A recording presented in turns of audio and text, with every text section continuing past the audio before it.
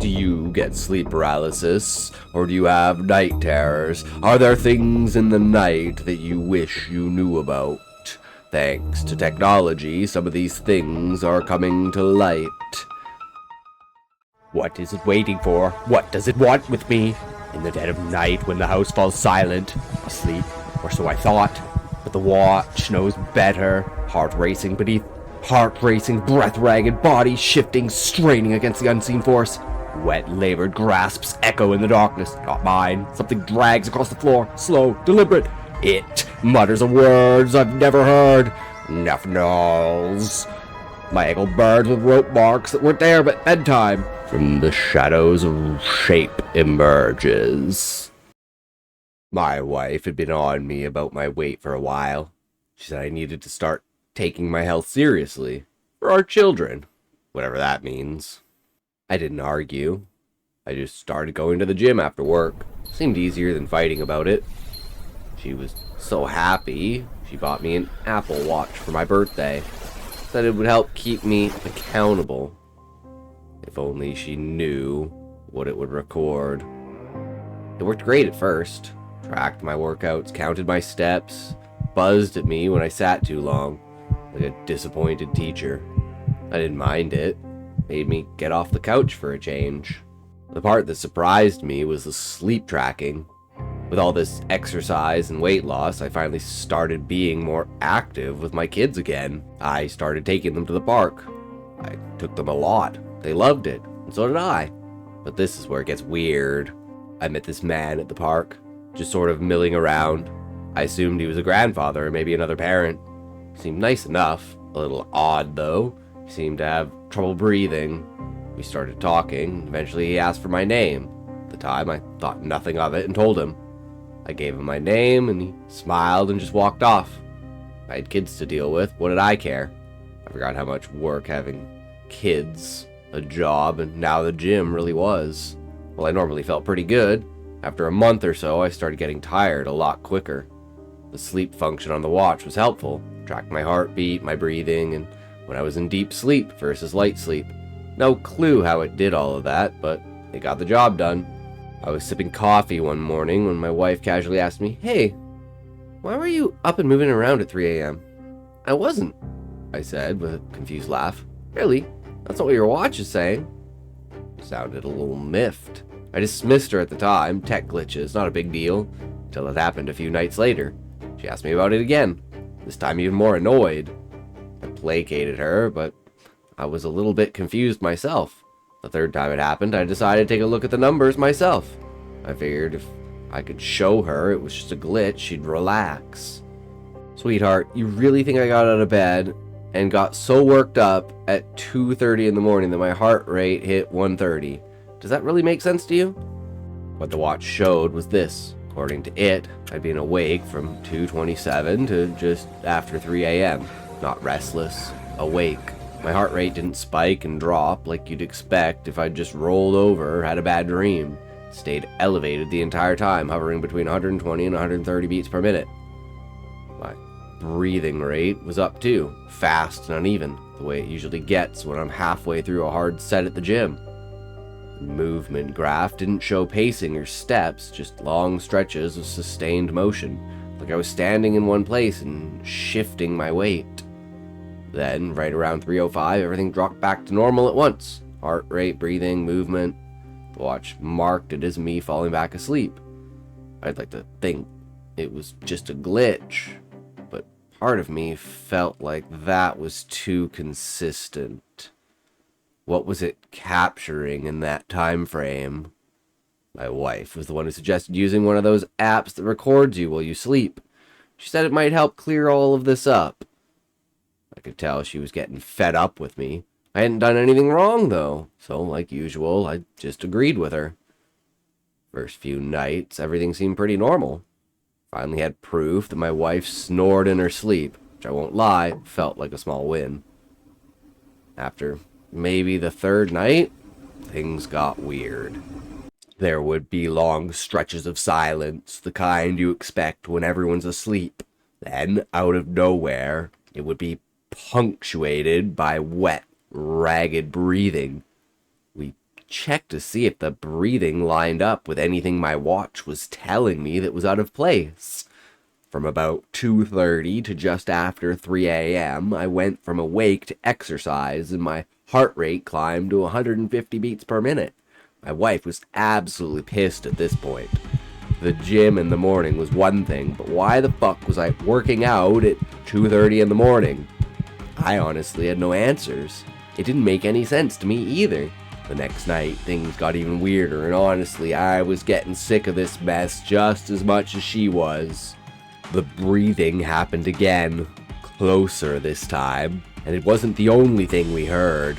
There was a sound like something being dragged along the floor, slow, steady, like a blanket or maybe a rope. If I thought she was pissed before, this time she was off her rockers.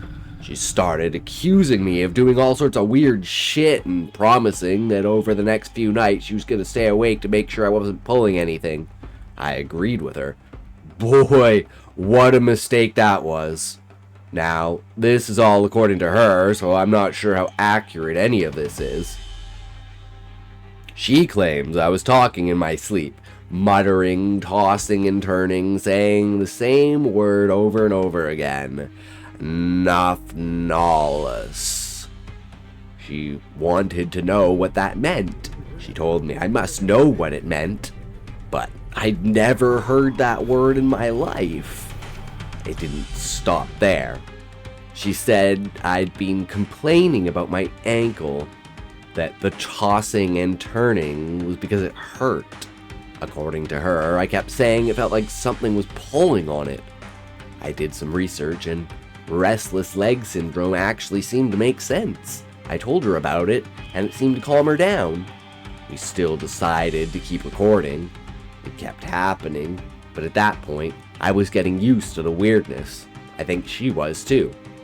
Things escalated further.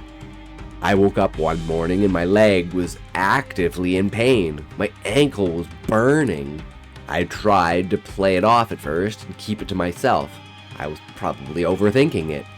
That was until I was getting ready for work and finally looked at my ankle. It was burned. Not scraped, not bruised. Rope burn. Like someone had wrapped something around my ankle and pulled on it hard. The sheets. I told myself, of course, I must have rolled around and gotten caught in the sheets.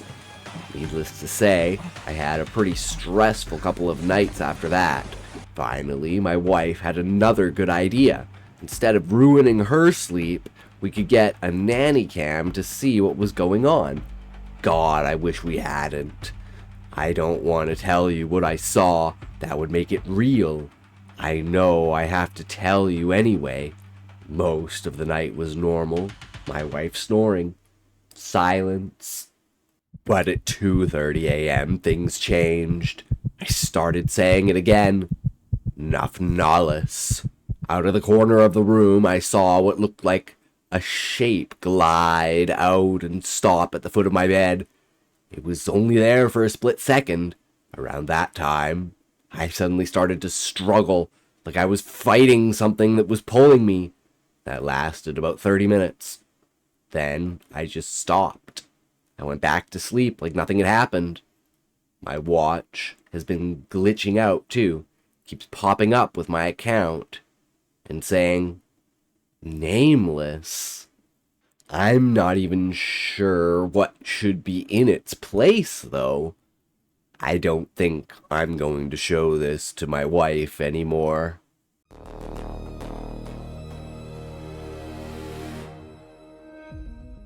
Don't forget to like the video and subscribe. It really helps out the channel. Your support means everything to us. Thank you very much. Now, on to the next story.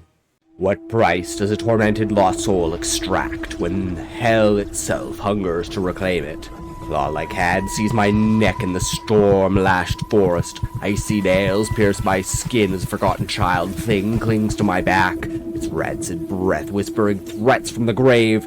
You help me, or else. A Biling, cursed spirits of the unbaptized. It was demanding a burial on holy ground. Lost, bleeding, driven by grief for my own vanished family, I stagger on, its weight crushing me deeper into the mud.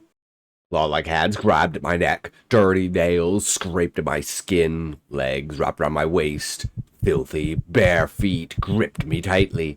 Her touch wasn't just cold, it stung me with a deep frosty chill, a raw bitterness from beyond the grave.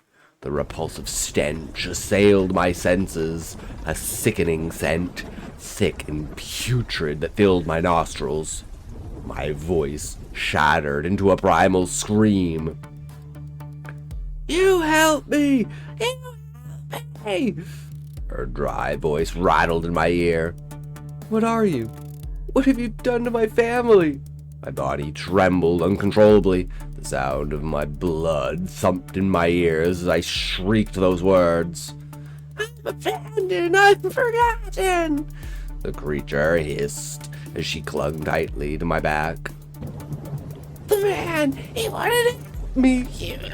You help me!" The creature's voice hardened as it spoke the last sentence. Nails digging into my neck, piercing the skin. Her words were laced with threat.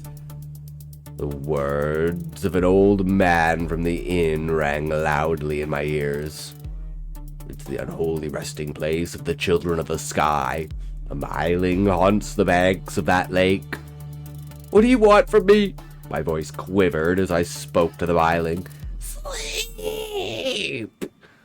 Her rancid breath was cold on my cheek. "Sleep, rest in the holy ground." More of old Jacob's words sprung into my mind. The tormented spirit of a poor child denied the rites of a proper Christian burial and cursed to wander for eternity, existing as neither part of this world nor the next. "Burial? You want to be buried?" "Yes. Burial, the holy ground." Her grating voice softened momentarily as a giggle escaped her lips. The sweet sound of a young girl's giggle, a chilling reminder of what this creature had once been. When she spoke again, her voice had returned to that guttural rasp. "Yes, and you will help me, bury me!" My mind raced a manic jumble of thoughts and emotions. The rain pelted down on us. My thin fleeced top clung to me. Lightning forked overhead. The loud crashes of thunder were deafening in my ears. I wanted nothing more than to throw this thing off my back, curl up under a tree and weep for my family. My insides felt torn. My body was cold and wet, yet I knew I had to do as she demanded. "What Holy Land? Where is this Holy Land?" "Church!" Her fingernails dug deeper into me as it spat that word. Of course, the church. The church back at Bethlehem. My hands dove into my pockets. Madly, I fished around trying to find my GPS.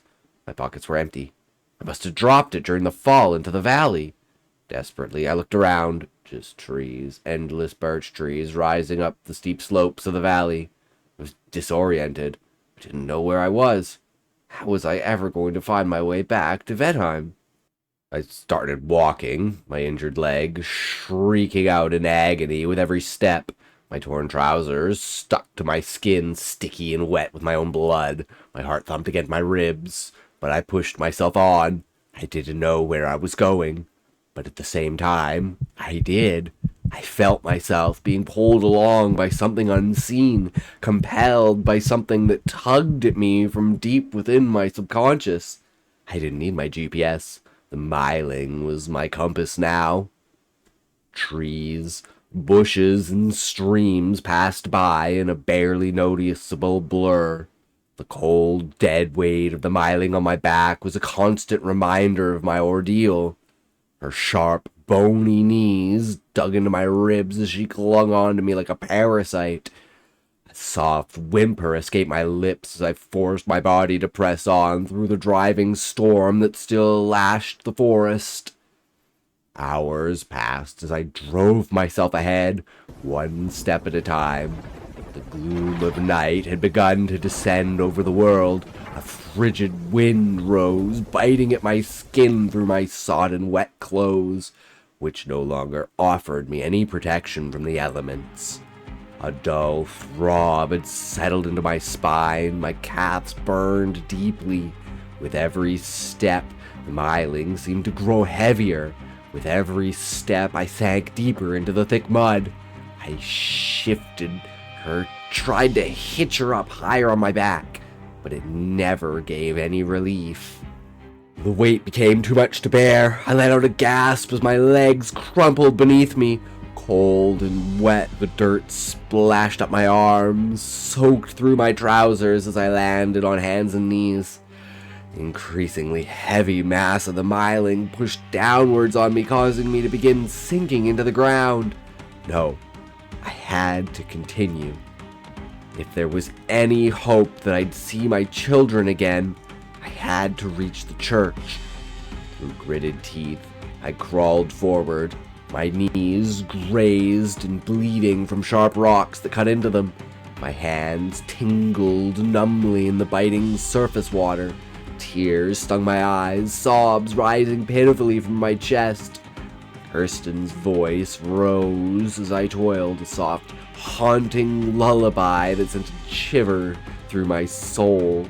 Eventually, after dragging myself agonizingly through the dirt of the forest floor, the trees opened out, and before me were the dark shapes of houses.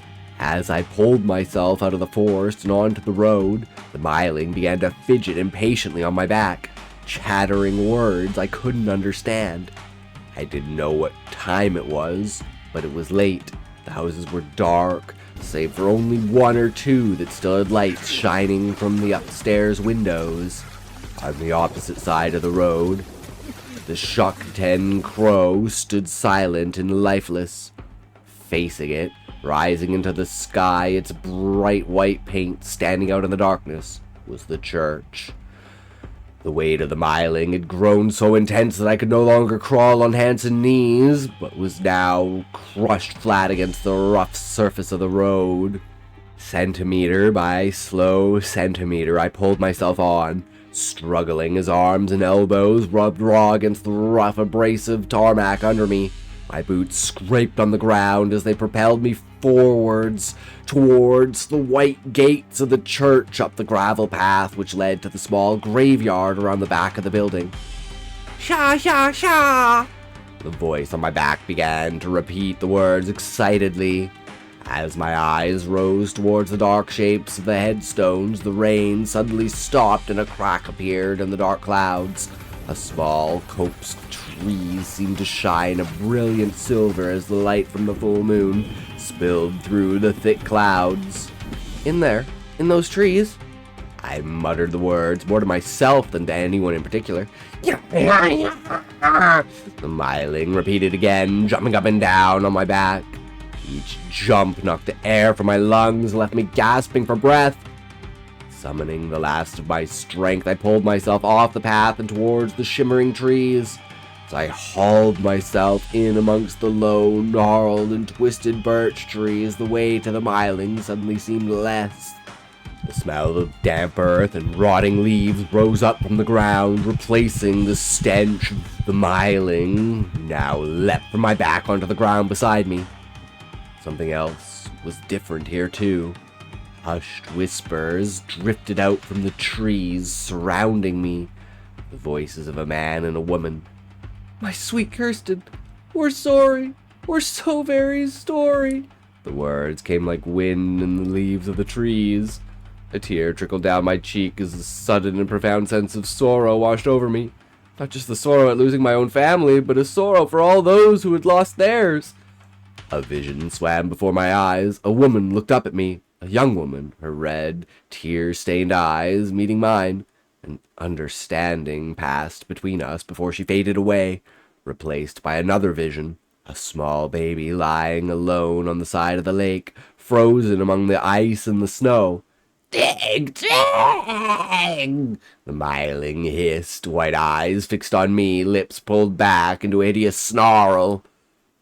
A slow sigh slipped from my mouth as I drove my hands into the soft earth. Handful after handful, I shoveled out, barely able to see what I was doing through the tears that blurred my vision.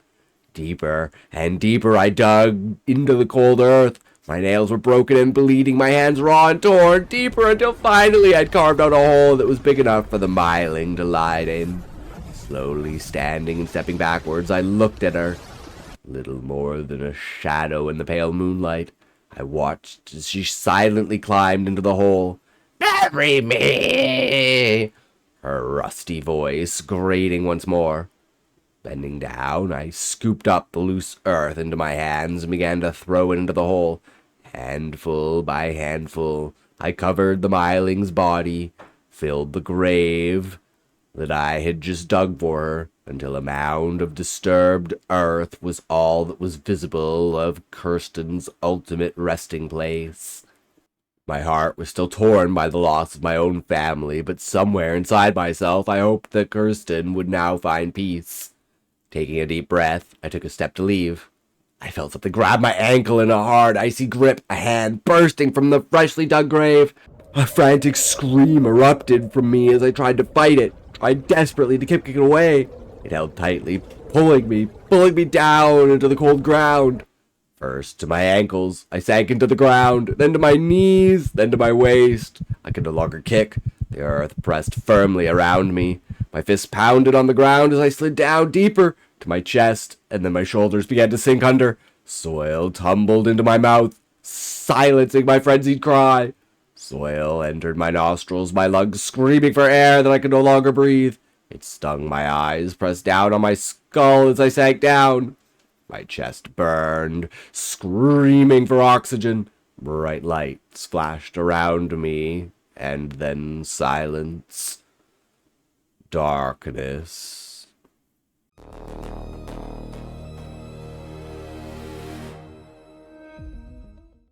As they mirror his every move, closing in, what horrors hide beneath their flawless skin. In a dimly lit pub, walled with frozen faces from decades past, a first date turns chilling. Her smile widens unnaturally, teeth too sharp, too many. He spots a woman at the bar, unchanged from a 40-year-old photo. Heart pounding, he stands to flee. Every patron rises in perfect sync, silent, staring. Chairs scrape like echoes. Her voice whispers, "They're family, and they always obey." I sipped the fruity wine, hoping it would help to calm my nerves. It had been a long time since I had last been on a date, and I didn't want it to be too obvious. I let my eyes wander the room of the small pub, taking in the burgundy walls crowded with picture frames. The low lighting made it difficult to see details, but every frame seemed to hold clusters of people, their faces pale and expressions unreadable. There were so many of them, it felt less like decoration and more like the pub was keeping records. If that was the case, there was no space for the next record.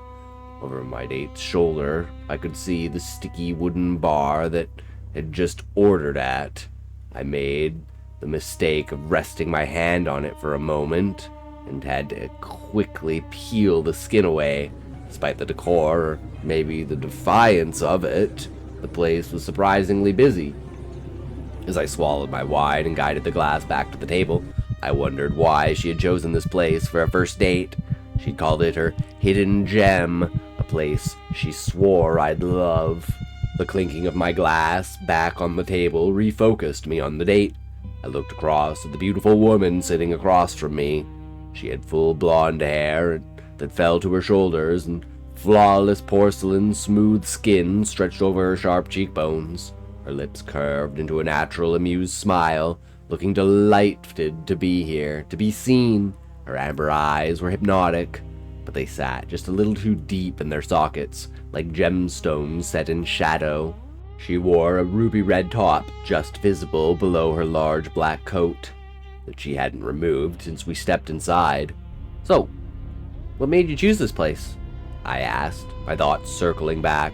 My legs shook gently under the table, trying to disperse the nervous energy I had built up thinking about this date. She took a slow sip of wine before answering. "I've been coming here since childhood. It's somewhere I feel truly safe and comfortable, which is ideal when you're meeting a stranger from the internet," she replied. She wrapped a strand of hair around one of her fingers, her eyes still locked on mine. "Why? Do you not like it?" I decided to avoid her question. "Well, are you and your family regulars? We're not about to run into your dad, are we?" I said with a half smile, looking over my shoulder. "Some of my family will definitely be here at some point," she replied. "but don't worry about them. They'll leave us alone if I want them to. They always do what they're told." A tight smile curled on her lips, but her eyes didn't match it. A ripple of unease curled in my gut, slow and sour. I masked it by outwardly laughing awkwardly, unsure what to say, and trying to keep the atmosphere light. What does she mean by that? And why would you bring a first date here? She may be close to her family, but I'm not sure I want to be anywhere near her family. Them doing what they're told might just be a joke, but she seems quite serious. I told myself it was nothing, just first date jitters getting the better of me, making me read too much into it. I saw her staring back at me, waiting for my response. "Well, you must be close then, you and your family," I asked, my mind failing to think of a new topic to move on to. "I've always been close with them, yeah," she said, her smile returning. "This pub is our lifeblood. That's why I picked it. She scanned the picture frames on the walls. You can actually see many members of the family from various generations in the picture frames on the walls." She reached across and pulled one of the picture frames off the wall. Without even looking at the picture, she thrust it towards me. "You can see my aunt and uncle on the far right of the photo. My parents couldn't attend that year due to..." She paused. "An illness." I peered down at the grainy photo and saw about 20 people standing in front of the pub, all staring at the camera. None of them were smiling. They all stared blankly at the camera in what looked like 80s clothing. I saw a man and woman standing on the far right of the group, who must have been her aunt and uncle. The man was broad-shouldered, with a heavy brow, and wore oversized glasses that hid his eyes entirely. He wore a tight turtleneck that looked almost painted onto his skin. The woman next to him had enormous dark teased hair and a denim jacket covered in pins. My eyes were drawn to her face. Her features looked oddly soft, as though the contours of her cheeks were beginning to melt under the camera's flash. Wow, it's very 80s, isn't it? Everyone is in stereotypical clothing for that time. I smiled as I passed the photo back to her, which she had laid down on the table between us. I wondered what fashion trend I was currently following that I will be embarrassed about in decades to come. I was about to voice this idea when she completely ignored my remark. "What about you? Are you close to your family?" I was expecting that as the next question, but answered after a pause. "Not really. I ran to London as soon as I could and never really looked back. They're nice people. We just don't always see eye to eye." "Such a shame, such a shame." Her mouth twitched upwards at the corners. "Families are always tricky. So many individuals, but all part of a collective." "Yeah, I guess so. You can't choose your family after all. Although it seems you are very close to yours." I glanced away instinctively, scanning the pub for any potential family members. My eyes settled just over Elisa's shoulder. I could see a dark-haired woman sitting alone, staring at the bottles that lined the mirrored wall. A full glass of amber liquid sat in front of her, untouched. Wasn't it full when I ordered? A thought tugged at my mind, and I squinted at her. She hadn't moved since I walked in. Same posture, same straightforward stare. My stomach churned, and my knee started to shake again. There was something else about her. There was something oddly familiar about her face. Had I seen her before? What was I missing? "Are you all right? You've gone very pale." Alyssa's voice cut through my thoughts, but my eyes remained just over her shoulder. "Yes, I stopped, unable to explain my thoughts. "I think my mind is playing tricks on me." I rubbed my eyes and looked back at her. Her brows were furrowed, looking concerned, but the corners of her mouth twitched. Surprising. Her brows were furrowed, looking concerned, but the corners of her mouth twitched, suppressing a smile. Sorry, I'm a bit out of it this evening. I rubbed my forehead and looked down at the table, avoiding her gaze. My eyes rested on the pub photo, and I finally made the connection. The dark-haired woman in the denim jacket was the woman who sat at the bar, but this photo was 40 years ago. She hadn't aged a day. I could feel my heart pounding in my chest, and my throat felt tight. I had to get out of here. I had to get away from this place. The entire pub felt like it was closing in on me, the walls and tables pinning me in. I tapped my feet rapidly on the floor, my eyes shaking fast. I've just got to go to the bathroom. I blurted out, desperate for an excuse. I'll be back in a minute. I looked back up at her, and she had a broad ivory white grin on her face. Oh God, her teeth looked too large to fit into her mouth. As her smile reached its unnatural broadest point, it looked like someone had fit alligator teeth into a human skull and expected someone not to notice. Not caring if she accepted the excuse anymore, I got my limbs moving. As I rose to my full height in my chair, screeched backwards, several others scraped across the floor. My mouth went dry as I realized that everyone in the pub except Alyssa had stood up and had stopped talking.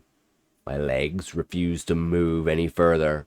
All I could bring myself to do was tilt my head down and look at Alyssa. Well, it seems that there's gonna be quite the queue, she whispered playfully. The back of her hand came to rest underneath her chin. Although, I don't think any of these people can actually use the bathroom. The smile had returned to her face now. No attempts to hide it this time. Her teeth bared at me. I blinked hard. Alyssa was still smiling. 20 people remained standing in front of their chairs silently, mimicking my own stance. Okay? I whispered to myself, keeping my eyes on Alyssa. I took a slow side step, and so do all of the bodies.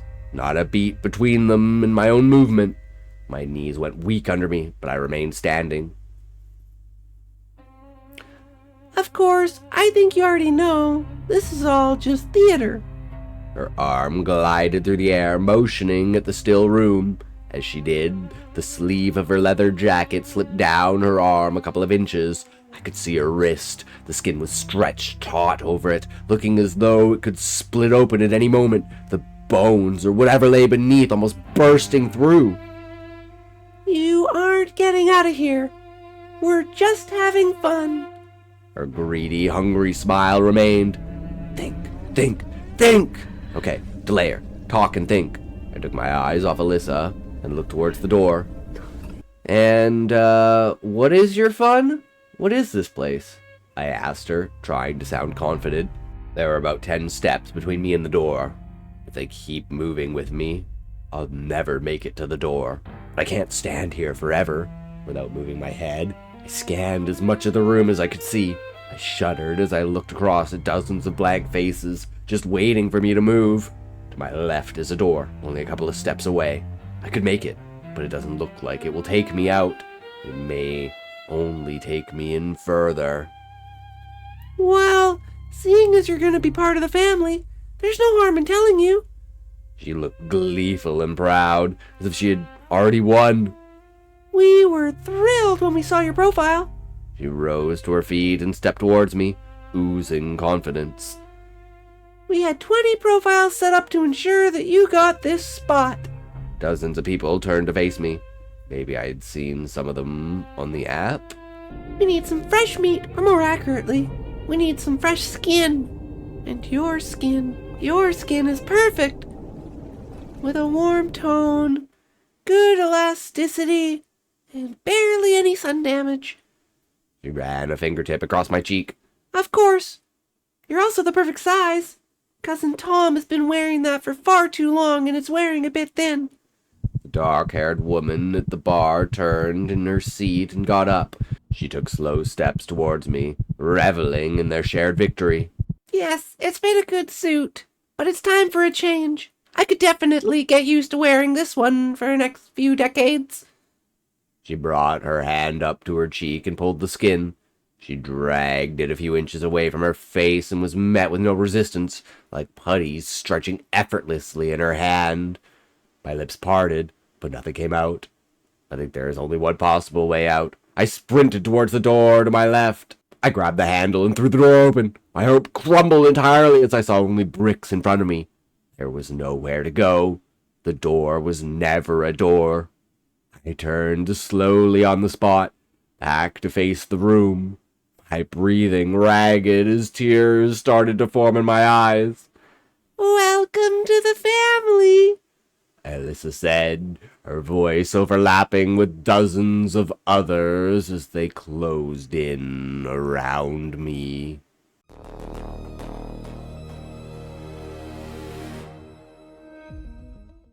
Ooh, I like the ending on that one. Come in closer and be part of my family. Indeed. You should also join the family by subscribing to the channel. It helps tremendously, and we really appreciate it. And thank you for sticking around and listening to this story. So, let's move on to the fourth story. What price would you pay to return your missing family? In a remote Alaskan bait shop, secrets rot beneath the surface. A grieving father storms in, gun drawn, demanding answers about his missing son. He presents a severed hand pulled from the bay. His son's. The air thickens with the stench of decay as the old man unflinchingly stands frozen between loyalty and dread. What mysteries lie behind this missing limb?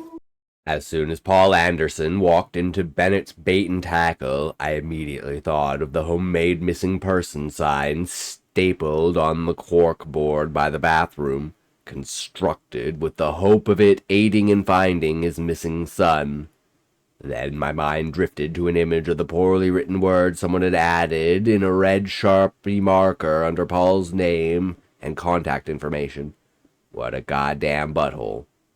And now the butthole was here, and a butthole he was. The dirty American flag on his shirt matched the red and white sunburned stripe on his forehead from wearing a baseball cap a little too long in the summer sun. I'm pretty sure he's had that exact tan for a couple of weeks now, too.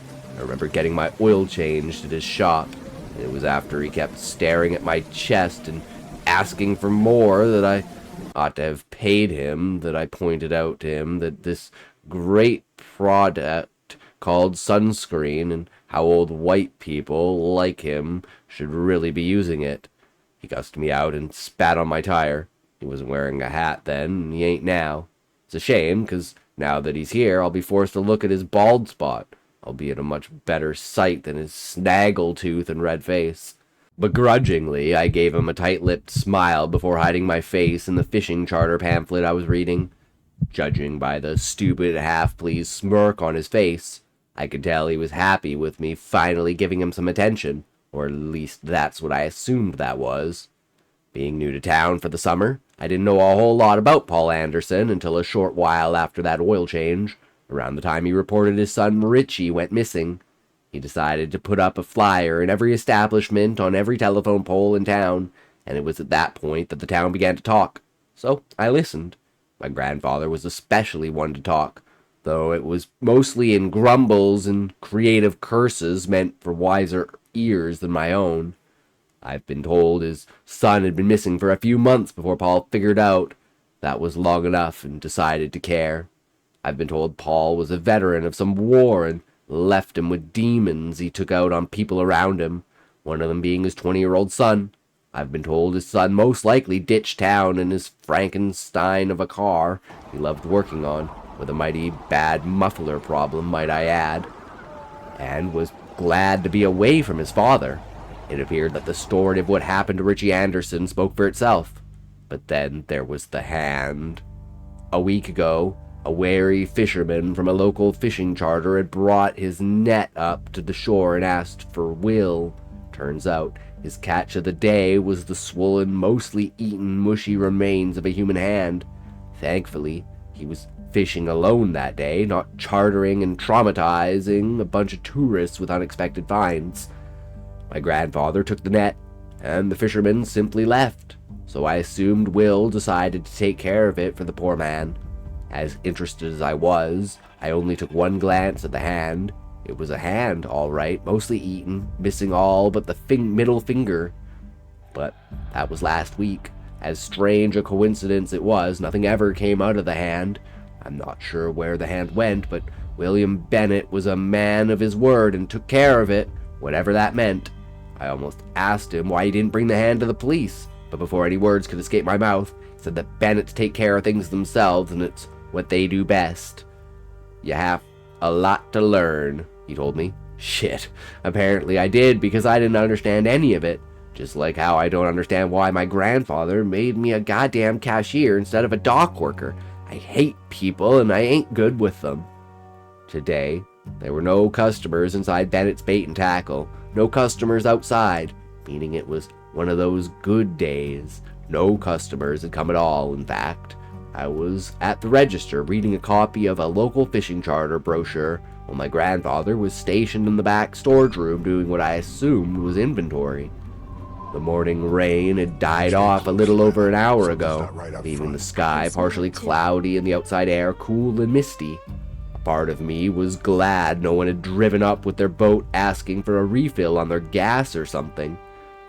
After working here for 2 months, I still didn't know how to work a gas pump and didn't give any ambition to learn. I was also still unaccustomed to the cold northern weather that my old home in Missouri didn't have. So the inside heat made me feel a lot more content when doing my daily duties. 2 months of my summer living here in Alaska with my grandfather. 2 months of my summer vacation dealing with gun-toting, monster truck driving, gap-toothed type of small-town folk when I didn't even like people in the first place. Bob apparently thought I needed some time with my grandfather before his time ran out, and he bit the dust, I guess. Not that I was the greatest company to be around in the first place. Then again, neither was he. I should be in the back taking inventory, not him.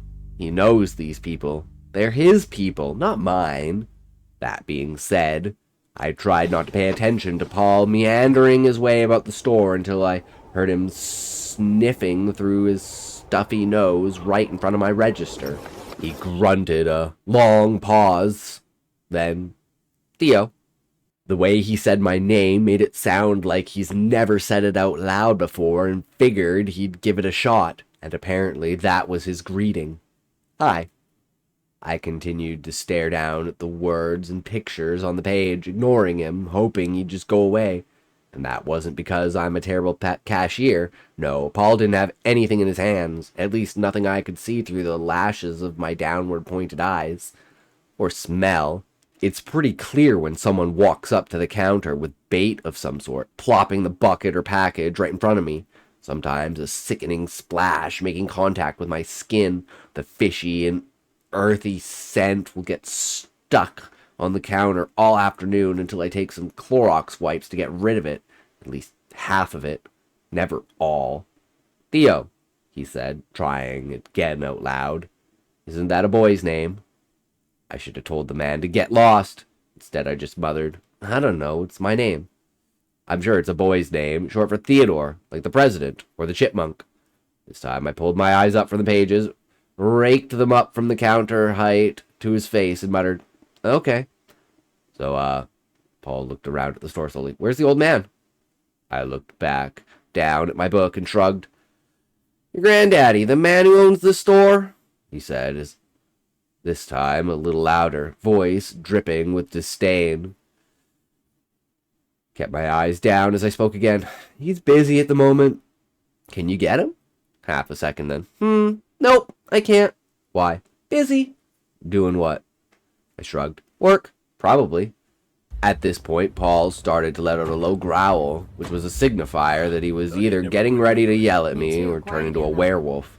So I quickly said, he doesn't want to be interrupted.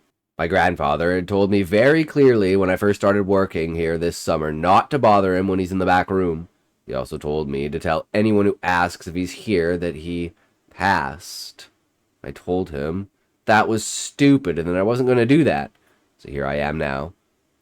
Paul staring me down to the point I had to divert my eyes, which is when I became vaguely aware of a bulge in his pants that definitely wasn't from a candy bar he decided to steal. Didn't know whether to be happy or not. It wasn't a boner either. You lying to me? You a liar? No? What? No. I continued, staring at the bulge with a slight scowl on my face. He really doesn't want to be bothered right now. It was the truth.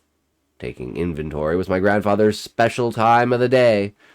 One time when he got to be completely alone and leave the shop responsibilities up to me. He even locked the door while doing it, as his way of saying, "Do not disturb." And Paul took out the source of the bulge. Not gonna lie, I actually let out a sigh when he revealed a handgun. A hostage situation was not something I was expecting on this brisk but beautiful Wednesday morning at Bennett's Bait and Tackle, but it is also something I wouldn't pretend to be surprised by. "Why?" was all I said, gulping once. It wasn't even really a question. Go get him. The tight and shaky grip on his gun was a stark contrast to the venom in his voice, but I didn't think too much about it. My concerns were elsewhere because, to be frank, I didn't really want to deal with this, and by that, I meant getting shot. So I stood up and did as he said. Wiped the sweat from his forehead with a shaky hand. Locked the front door first. Put the close sign in front as well. I narrowed my eyes on him. We don't have a close sign. Just lock the door! I did as I said before. I walked back to the storage room where my grandfather was. The door was locked, of course, so I knocked. "What?" he yelled in response. "I think you need to come out. It's kind of an emergency." "Cops here?" "No." "Farmer Harold?" "No." "Who? What? Girl Scouts?" "No. Probably worse. That Paul guy is holding us hostage. I think he's got a gun." My grandfather groaned quietly from behind the door. I heard some shuffling for a minute before he opened it. Putrid smell of dead meat filled my nostrils as he did so. He gave me a once-over, probably to see if Paul had manhandled his 16-year-old granddaughter in some sort of perverted way, then looked behind to our friend waiting up front. "All right, let's get this over with." At least he had the same attitude as I did about all of this. I suppose he expected this. It wasn't too long ago that the only other Anderson in town, that is, before he disappeared of course, tried to steal from us. I was the one of my few but blessed days off, and my grandfather told me Richie came in high out of his mind holding a pack of M&Ms and was getting mouthy towards my grandfather when asked to leave. Even swung at my grandfather and gave him a bloody nose. Back in the day, they used to chop off hands for stealing. I remember my grandfather saying to me later that night, tending to his crusted over bloody nose in the kitchen. "Damn Andersons. As soon as I see an Anderson in here, I know it's going to be trouble." Trouble. That's what the Andersons were. I remember coming into work the next day and seeing large red marks on the stones by the dock and wondering if that was from my poor grandfather's nose. I never asked. We both walked back to the front of the store where Paul was, still pointing his gun at us. "The hell, Paul?" My grandfather spat, white eyebrows and mustache furrowed it all. "You forget to take some medication or something? It's 10 in the goddamn morning, sir. Ain't no time for a robbery." "Shut up!" "You are not gonna shoot us in my shop. Theo just mopped the floors," my grandfather added, like that would be the deterring factor for this predicament. I didn't want to clarify out loud that by just washed, he meant washed 3 weeks ago. Around here, though, that was pretty damn clean. "Oh, yeah? What you gonna do about it? Call the police?" "Worse," was all he said, and the word alone made me gulp. Now might be a good time to mention that we live in a town where the pizza man would get to you faster than the police. So it's no surprise that nobody called them around here, and instead flew by the seat of their pants when it came to problem solving. I didn't know what worse meant, but coming from a 71-year-old man, it couldn't have been anything but talk. I was sure of it. Paul narrowed his eyes on him before he said, "I ain't here to rob you. There's nothing that I want other than to talk." There was a brief moment of silence between all parties. I quickly caught on to why Paul was actually here. My grandfather most definitely already knew, and I think Paul was trying to sense that. I should have put the pieces together faster. Maybe then I could have kept an eye out for him and then locked the store before he got inside. You know about my boy. You know. My grandfather was silent. His face remained blank, eyes never leaving Paul. Paul's eyes shifted between my grandfather and me before settling on him. Rumor in town is that a boat pulled up a hand right out there, he said to the two of us, voice breaking slightly as the gun in his hands trembled. He pointed it out to the bay. Is it true? Silence. There was nothing but silence as Paul looked at my grandfather. Is it true? Is it? I mean, Greg, the man who found it, tells me he threw it back in the bay. Tried to play it off like it might have been some sort of jellyfish or something. But you know, he never met my eyes telling me all that. And he's worked on the water for years. He should know what jellyfish look like. Go on, my grandfather said, standing tall and firm as he looked Paul in the eyes. Say what you want to say. He sniffled. You saw the hand, you took the hand and told him not to worry about it, but you forgot that fishermen like to talk. Fishermen are all talk. My grandfather wasn't going to give him anything, and I couldn't either at this point. It was like I wasn't even in the room. I probably could have snuck away and called for some sort of police intervention without being noticed. Not that they would have come in the first place. Right, he sniffled again. Where's the hand, Will? Silence. The gun in Paul's hand trembled as he aimed at us. I knew right then and there that Paul didn't have it in him to hurt us. My grandfather simply stared at the man. No answer, huh? He sniffled once again, and it was then that I realized he wasn't sucking back up his dripping nose. He was sniffing the air. This time he looked at me. What in God's name is that smell? I gulped, pushing a strand of long brown curls behind my ear, never breaking eye contact with Paul. I'd gotten really good at mastering the total bitch stare, which is one level up from my natural resting bitch face. Fish, I said, assuming with the most obvious cause for the fleshy, rotten scent. The door to the room in which my grandfather had been taking inventory was cracked open about a foot, yet the smell coming from inside was overpowering the already fishy aroma of the bait shop. Fish! He let out a sarcastic, impatient chuckle. That ain't no fish, girlie! I knew damn well why that might be, yet I could only stare. As a Bennett, it was my job to keep my mouth closed and let my grandfather handle things. Again, it was he who knew how to handle and deal with these people, the Andersons specifically.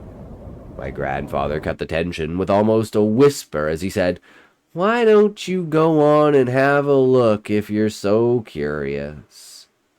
Something about the way my grandfather said it made my bones freeze up. How could it be that such an innocent question could make me feel so wrong? Paul lowered the gun halfway before reconsidering and raising it again. What's back there? Upon getting no response from either of us, Paul gulped down what I could only assume was dread and said to me, What is it, girlie? I shook my head at his plea. Come on, he asked me, his voice on the verge of breaking. Please! Unfortunately for me, my breath quickened, guilt threatening its way up my body, up my throat. But I held it down.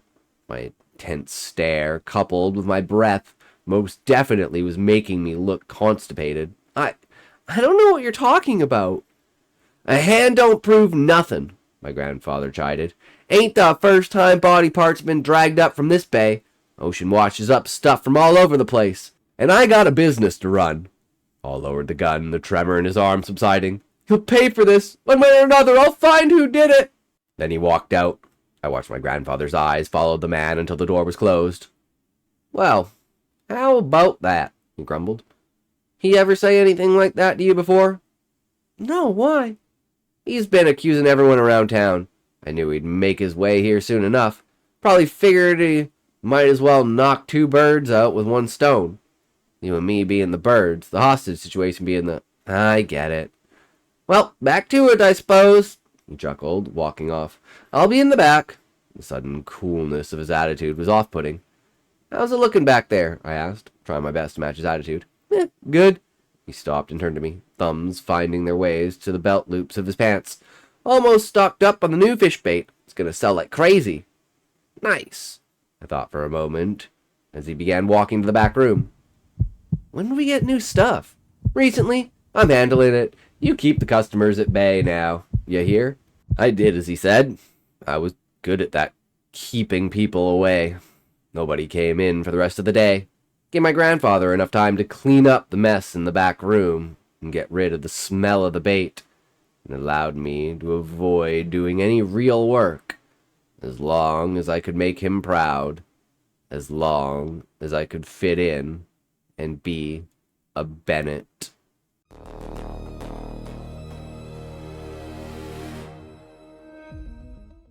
Would you trust the lifeguard at an abandoned pool? In a forgotten community pool where rules are etched in rust and defiance, young lovers sneak in under the cover of night.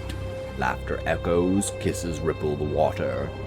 But a pierced whistle shatters the silence. A shadowy figure in a lifeguard tower, sunglasses hiding hollow eyes, skin sagging over bone. Glass shatters, blood clouds the blue. No running, no swimming alone, no lifeguard on duty. Reckless souls vanish beneath the surface. Rumors whisper of a vengeful guardian who enforces the rules forever. What happens when you break them all? Chlorine stained the concrete like blood under the pool lights as fall surrendered to winter. Tree limbs shed dying leaves around the forgotten community pool. Its fence rotting, grill rusted, stray cats prowling the shadows. Are there cameras? Gabrielle asked, scanning the darkness. If there were. They don't work, Tyler replied. This place was overlooked years ago. Unsettled, but laughing, Gabrielle stripped off her shirt and torn jeans, joining him in the water. She pointed at the defaced sign. No lifeguard on duty. Spray painted over in red to read, "No life on duty." "Break the rules and die," Tyler said, with a grin. "A boy drowned here years back after swimming too soon after eating. People say his ghost enforces the rules now." "Of course, you'd bring me somewhere haunted," she teased, wrapping her arms around his neck. They kissed, disturbing the water with their passion, breaking rule after rule under the night sky. But they weren't alone. Tyler suddenly shoved her away. "Whoa, I saw something. A figure in a lifeguard tower, wearing dark sunglasses, skin hanging loose over bone." Gabrielle dismissed it as a pervert watching them. Tyler tried to relax, but the water turned murky with blood in his vision. Alarmed, he climbed out. The color shifted again, red, purple, then blinding white. Gabrielle, annoyed, swam to the edge and grabbed their wine bottle. "Glass in the pool, another broken rule," she said defiantly, taking a swig. A piercing whistle shattered the air. The bottle slipped from her hand, shattering on the concrete. Tyler screamed for her to get out, but it was too late. Behind her, the sunglassed figure materialized, wielding a shard of broken glass. Gabrielle never had time to scream before her throat was cut, blood pouring into the pool. Death turned to Tyler. He fled toward the gate, but the lock was twisted shut. Another whistle blast drove him to his knees. Turning, he faced the decaying apparition, blowing furiously. In panic, he ran, breaking the ultimate rule. No running. His foot slipped. He cracked his head on the handrail and tumbled unconscious into the water. By morning, Tyler and Gabrielle lay together at the bottom of the pool. The water faded back to blue. Two more reckless souls claimed. Weeks later, in the same apartment complex, Kyle and Becca eavesdropped on their volatile neighbors, a young couple whose weekly screaming matches, accusations, and slammed doors had become routine entertainment. One night, after another explosive fight, both neighbors stormed out in separate cars, leaving silence. Kyle, an older man who enjoyed late-night swims, shrugged off Becca's warnings about the recent drownings. Freak accident, he called it. Irresponsible kids. He refused to believe the neighborhood rumors of a vengeful lifeguard ghost that punished rule breakers. That night, he went for a swim, not out of the ordinary, a nice reprieve from the noise. Finding shattered wine bottle pieces near the pool, to him, evidence of youthful stupidity. He was not stupid. Climbing out of the pool, drying himself off and heading back towards the apartment. His mind finally refreshed for the week. Another Friday fight next door grew uglier. Pleas of "stop" met with provocation, crashing objects and shadows wrestling behind blinds. Kyle wanted to call the police. Becca argued against it. The shouting ended abruptly with a final thud. Later, Kyle swam again and was startled by his male neighbor looming over the pool's edge, clutching a leaking trash bag. "You shouldn't swim without a lifeguard," the man said twice, staring intensely. A dark puddle formed beneath the bag. The neighbor left for the dumpster, but returned, blowing a red whistle frantically. "No swimming!" Kyle scrambled out, terrified, as the man declared, "Every pool has a lifeguard." Shaken, Kyle confessed the encounter to Becca, who urged him to stay away. Curiosity consumed him. On the night Becca left for the girls' night out, another fight erupted next door. Kyle, listening from his patio as the woman accused the man of interfering with the drowned kids. "You were there! You should have left it alone!" The man insisted it was over, pounding walls in rage. Suddenly, a roar, a scream cut short, and a heavy tumble down the stairs. Silence. Then the neighbor dragged a large black trash bag outside, muttering to himself inches from Kyle's hiding spot. "I had to. They were breaking the rules. The rules!" The man disposed of the bag and vanished into the night. Kyle, convinced his neighbor was the killer, rushed to the pool yard, arriving just as the gate closed behind the man. To provoke a reaction, Kyle began cleaning the pool, with the net skimming for debris. The net grew impossibly heavy. A hand burst from the water. Kyle stumbled back into a pile of what he thought were leaves, only to realize they were severed limbs and decayed body parts. The pool became a floating graveyard of the drowned. His neighbor emerged from the dumpster area, hunched over, ripping open the black bag. He heaved the woman's corpse into the pool, where swirling water pulled severed limbs over her sinking body. A whistle blew, sinister final. Across the pool, the ghostly lifeguard materialized in its tower, pointing a dead finger at Kyle. The neighbor, eyes glowing white, walked very careful not to run, advancing towards Kyle. Now believing in ghosts, he felt himself drowning in terror. Cheap lights flashed through an empty window. As nice as it had been to catch up with everyone, Becca was glad to be home. Day had chattered, really took it out of her. "Meow." "Hey, crackpot," said Becca, moving past the stray cat that taunted all the local canines. Then she paused. The front door was open. She was so stunned at her own home intrusion that she failed to notice the faint trail of muck leading out of the building across the walkway. "Kyle?" She called out to an empty house. The TV cycled through previews while the drone of the preheated oven filled the air. Upstairs was deserted. An open bottle of wine sat on the back patio, and the kitchen was littered with preparations for a dinner that would never be served. Becca saw there was a pool towel draped over the kitchen chair, and she knew where to find Kyle. Annoyed at the state he had left the house in, she grabbed the towel and stormed off to the pool to give him a piece of her mind. The gate clattered shut, closing her off from the outside world. She always thought it strange, the feeling of being enclosed in the pool yard at night. When the sun was out, it was paradise, but at night, it was as if she had entered a den of something hungry. "Hello?" She called, surprised by how weak the sound of her own voice was. She saw Kyle's t-shirt, balled up and was sprawled on the lawn chair. The stillness of the night settled in around her. She listened to the low gurgling of the pool as she walked around the water's edge. A duck floaty had been tossed into the bushes. Behind, a lone grill. The pool net was thrown to the ground, half full of dried leaves and branches, artifacts that life had once inhabited this place. Her silhouette moved with her over the surface of the water, turning from green to deep indigo. Above her reflection was a warning that comes with all pools. 6 feet deep, she thought, 6 feet in the ground.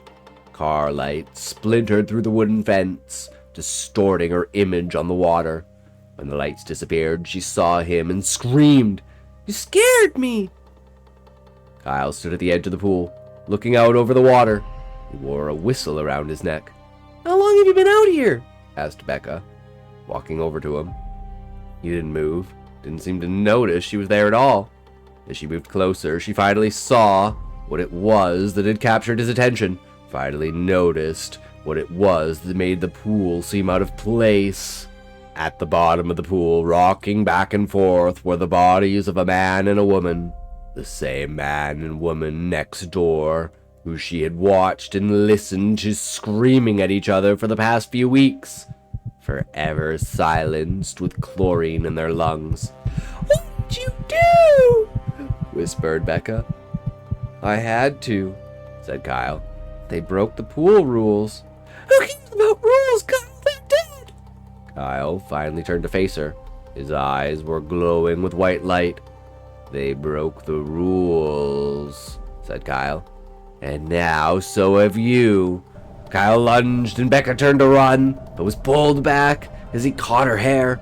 He brought the whistle around his neck to his mouth and let it scream. His grip tightened as he walked down into the water.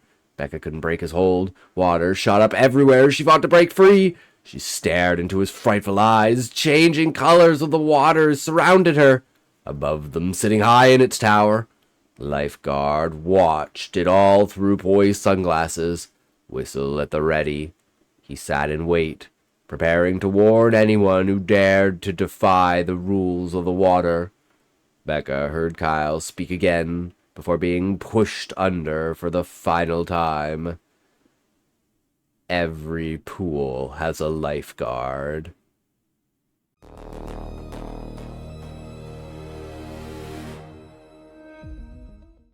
Thank you for listening and sticking around till the end.